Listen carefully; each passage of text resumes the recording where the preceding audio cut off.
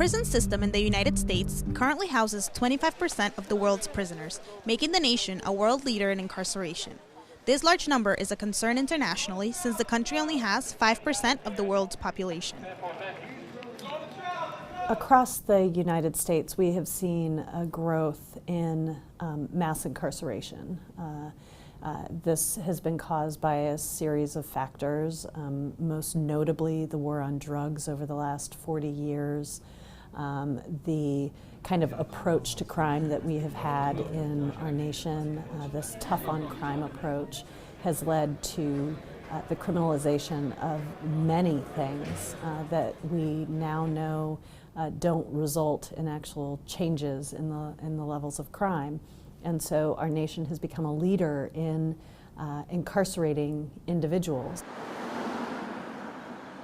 The private prison system, a $5 billion industry in the United States, currently houses close to 20% of federal prisoners and about 7% of state prisoners. The profit that this industry makes off these detainees is concerning because of a lack of transparency. When you introduce a private corporation and you have a government that cedes its responsibility to that private corporation, and the private corporation has made a promise not to the people, but has made a promise to its shareholders to produce money for those shareholders, well then of course they would play a hand in increasing the incarceration population across the United States.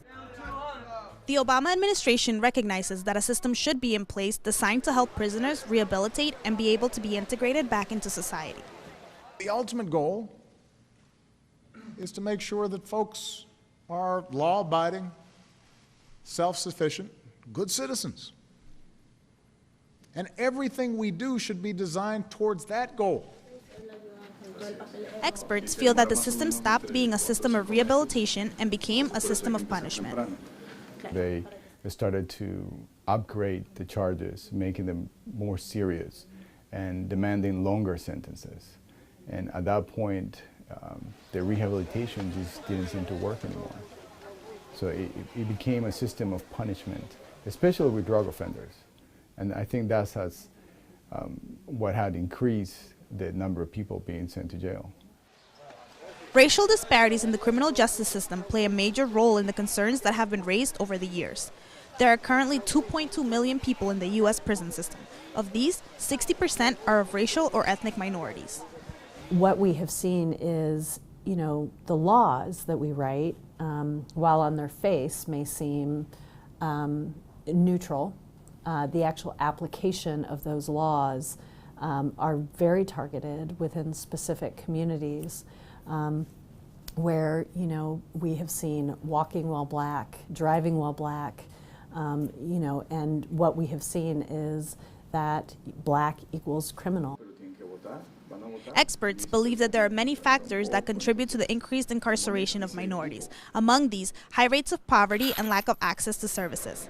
African Americans are the minority with the largest poverty rate in the U.S. at 27.4%, followed by Latinos at 26.6%.